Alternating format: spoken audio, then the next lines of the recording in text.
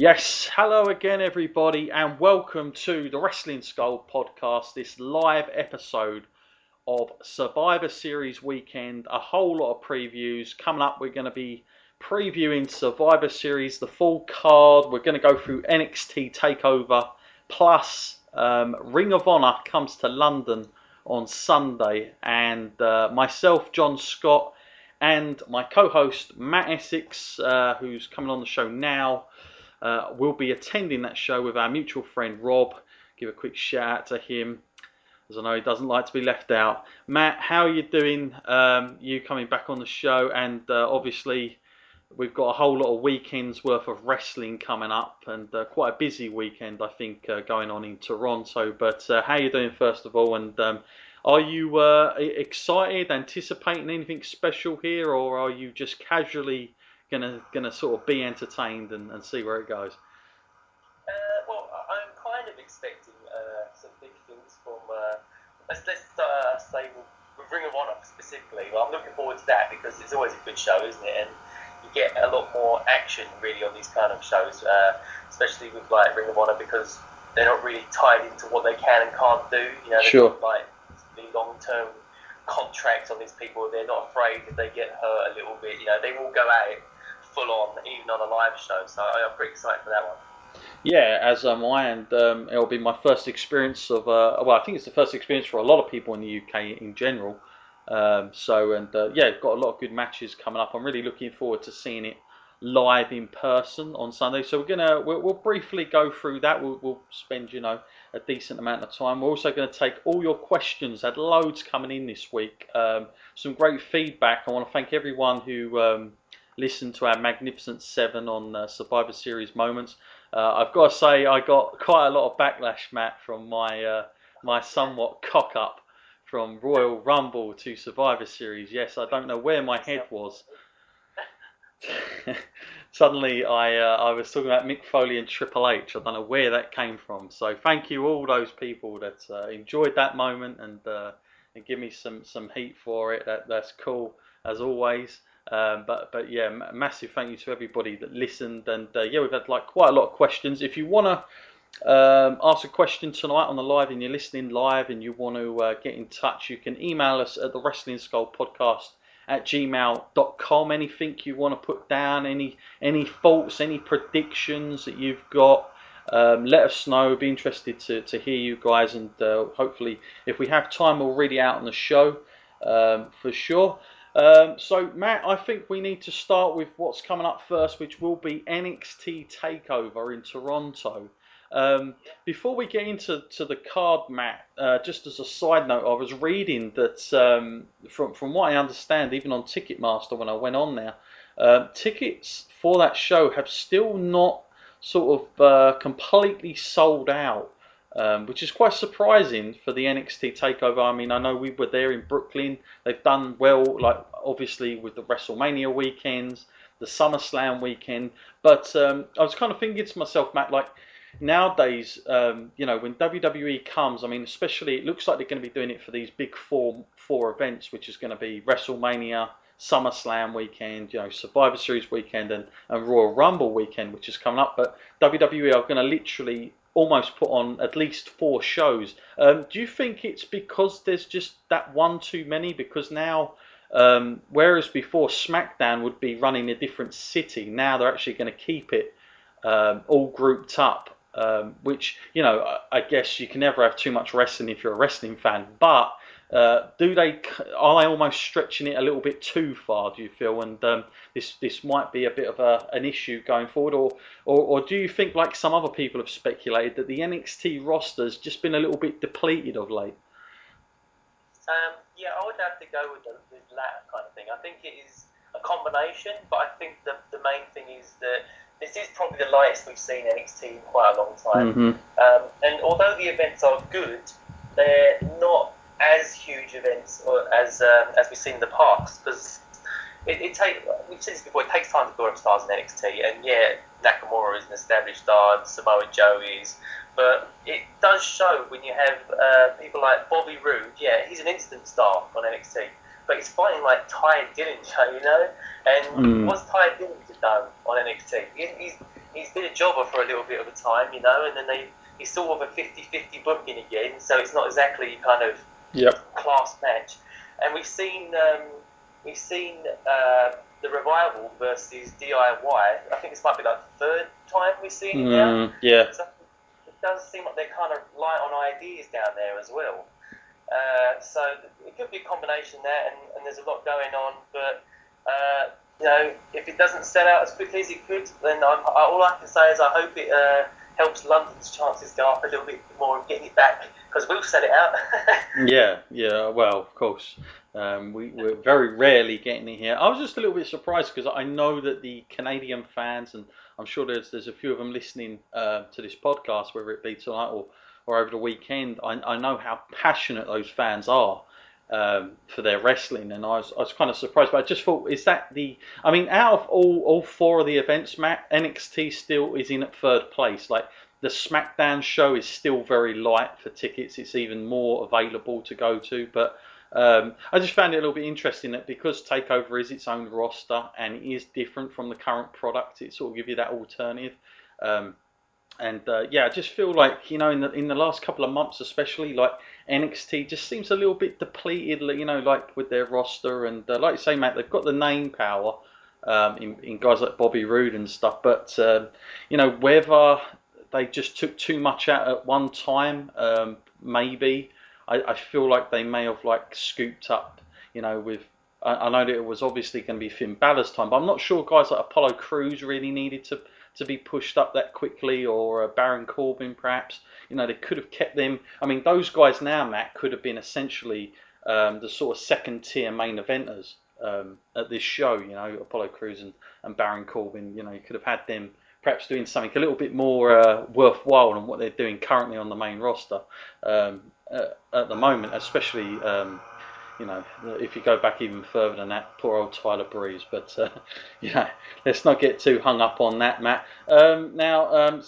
Obviously a while ago, Matt, let's start with this match. Let's start with a sort of a big title match, because the women's title, Matt, we got this announcement quite a while ago now. It seems like months ago. I don't know if it is or it's just me thinking that way. But we heard Mickie James is going to be, she was going to be coming back, and I think some fans were surprised that it was her and that she'd be coming on NXT and she'd be fighting, straight for the championship.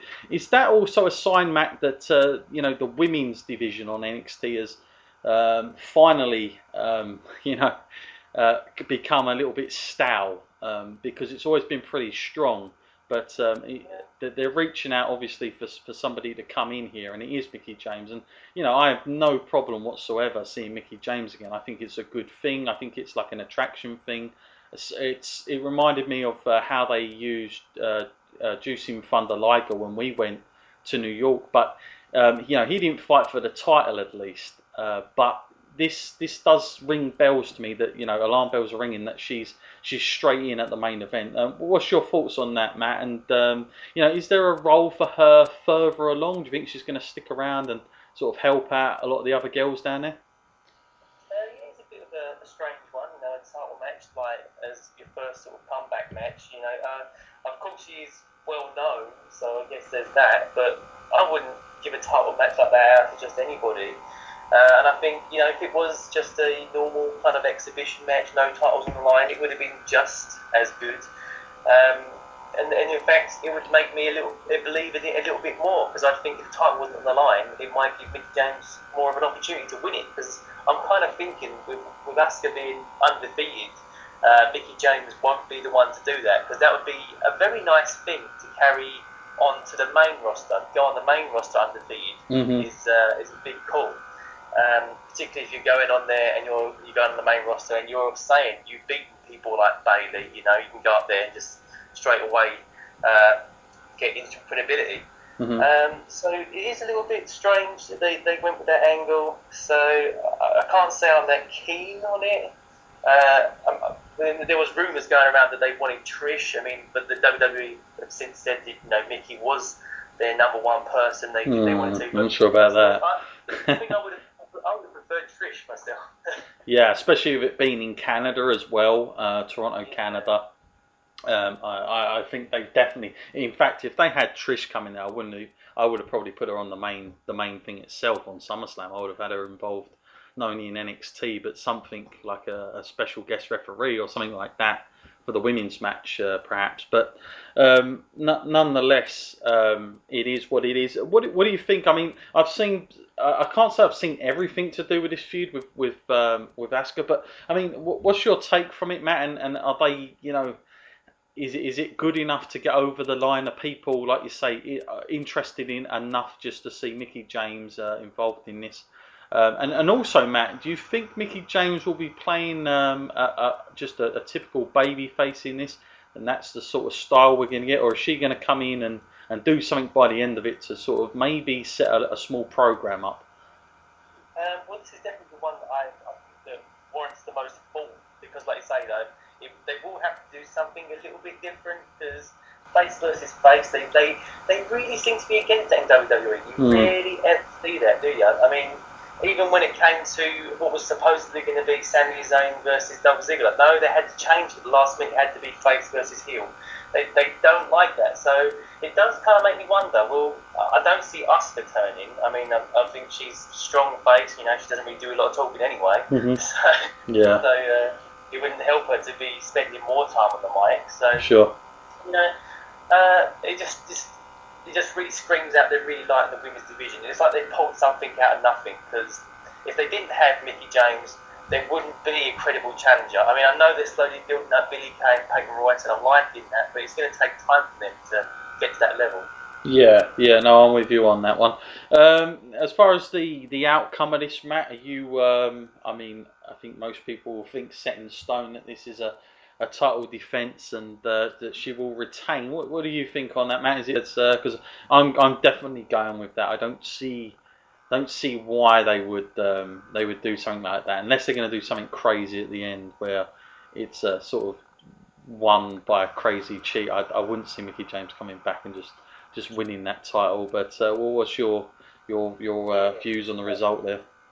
I would see Asuka retaining, because otherwise it kind of goes against everything NXT stands for. I mean, whichever way you look at it, NXT is the developmental program for WWE. It's there to get the younger talent across, not people that have sort of had their time. It doesn't really benefit Mickie James to be champion down there, but she can still come up to the main roster. She doesn't need to be on NXT. Sure. Yeah, no, totally with you there. So yeah, we both agree with that. Okay, let's go to another match on the show, Matt. One of my favourite tag teams, the Revival, Dash Wilder and Scott Dawson, who, I've loved these guys pretty much from day one. I think that I know they got a lot of stick to begin with, like you couldn't tell them apart and all the rest of it. But they're an old school type of tag team. I think we've sung their praises quite a lot, and they're a decent team. Like I really enjoy their work. But this match, Matt, we've seen it a couple of times now. I mean, there is a stipulation to this match now where it's like a 2 out of 3 falls match, isn't it? Yeah. And I really like the DIY. But I mean, is this something you think this could be a match of the night sort of candidate because of the stipulation? Like, is this going to be a tag match that we think probably going to be one of the best we've seen, because we're not accustomed to it on the main roster, but in NXT the tag team division always seems slightly a little bit more better to watch with talent down there. But are they slightly slim there, do you think, as well? Yeah, I think they are slim as well. That's kind of, I think, why they had this stipulation put on. Not only because we've seen it a few times before, but I think they need the match to go on longer than normal to sort of make the stretch the pay-per-view out a bit. But I will enjoy watching it. I think consistently the Revival has surprised me. Quite often I've gone into their matches not really expecting much, but actually they turn it into something great, and they do work their asses off in that. Yep. So I can't say enough credit to them about that, and I do like that touch of old school they have. It's been missing in wrestling, or in the WWE particularly, for quite some time now. So to bring that back, it's great. I think they'll be a natural fit when they go up. They'll there'll be an instant hit on the main roster. So I'm looking forward to it. I do kind of prefer, Gargano and Ciampa. I do kind of think they're better as single wrestlers. I do kind of think their tag team thing is kind of we've got these two guys, what should we do with them?